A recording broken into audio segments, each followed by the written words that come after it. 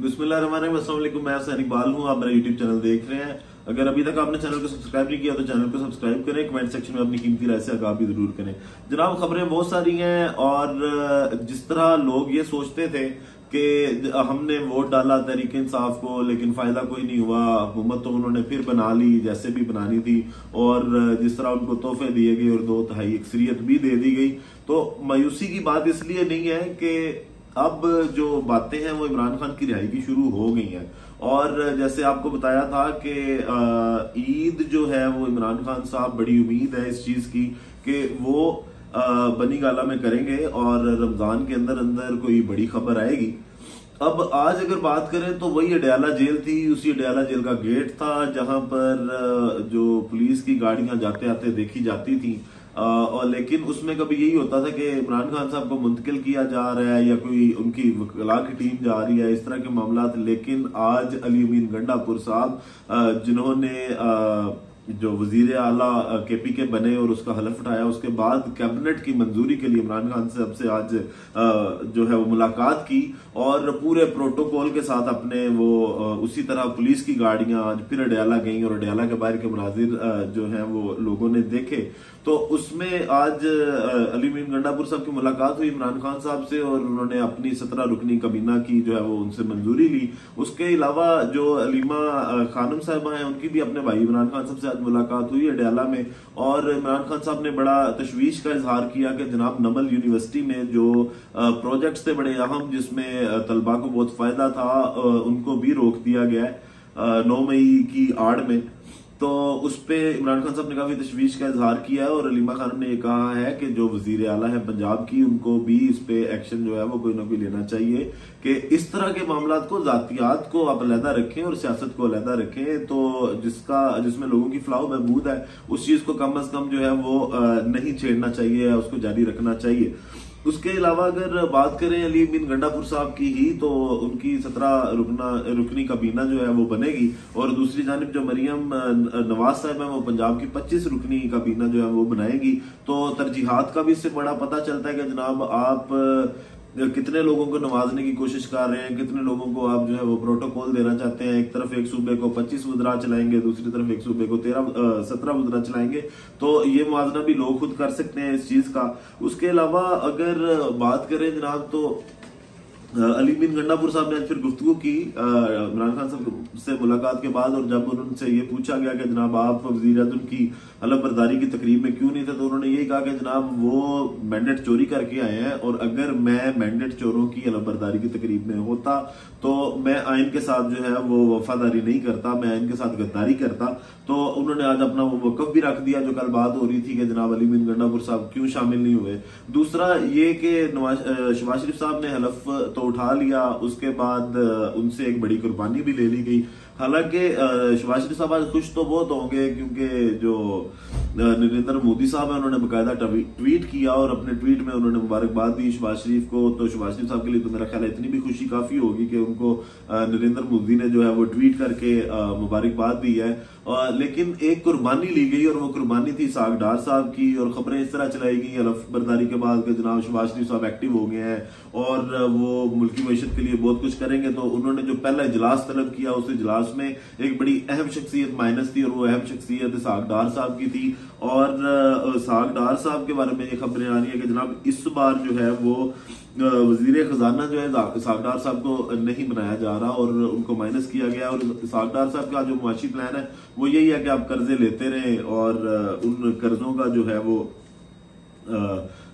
उस पे हुकूमत चलाते हैं। लेकिन अब मामला इस तरह के हैं और इनको भी पता है मामला इस तरह के हैं कि अब कर्जा दे कोई नहीं रहा, कर्जा आपको कोई नहीं मिलना। और उसके अलावा एक टीम बनाई गई और उसको IMF के साथ मुलाकात का भी कहा गया शहबाज शरीफ साहब की जानिब से कि उनके साथ मुज़ाकरात किए जाए। अब जो काबीना है काफी हद तक तकरीबन वो भी फाइनल हो चुकी है, वफाकी भी, और खबरें यही है कि जनाब तारड़ साहब जो है वो वज़ीर इत्तलात होंगे। इसहाक डार साहब को जो वजारत दी जाएगी वो वजारत खारजा की दी जाएगी, वजारत खजाना की नहीं दी जाएगी। और वजीर खजाना जो है उसमें ज्यादा नाम जो गर्दिश कर रहा है वो मुसद्दिक मलिक साहब का कर रहा है। और वैसे ही आसिफ जो ख्वाजा आसिफ साहब हैं उनको वजारत दफा दी जाएगी। और इसमें जो इनकी मुआशी टीम को लीड करेगा शहबाज शरीफ साहब की, वो एक बैंकर हैं जनाब मोहम्मद औरंगजेब साहब। वो बड़े मशहूर बैंकर हैं और उनकी खबरें आ रही है कि जनाब जो शहबाज शरीफ साहब की मुआशी टीम होगी उसको वो लीड करेंगे। और देखना ये होगा कि वो इस तरह के मामला जो सारे चल रहे हैं उसको कैसे टैकल करते हैं मोहम्मद औरंगजेब साहब।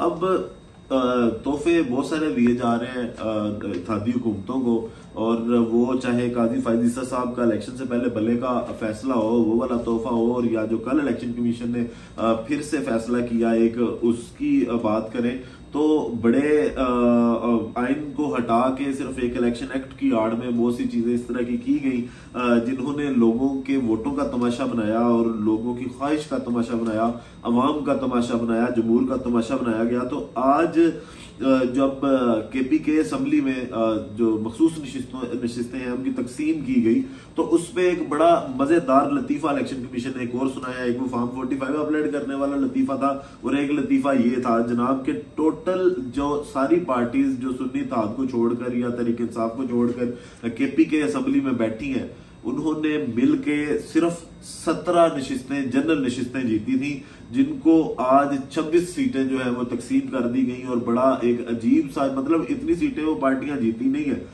अगर बात करें तो जो JUI है उन्होंने जनरल सीट सिर्फ 7 जीती और 7 जनरल सीट्स जीतने पे उनको 10 सीटें जो है वो स्पेशल रिजर्व सीटें जो है वो उनको अलॉट कर दी गई।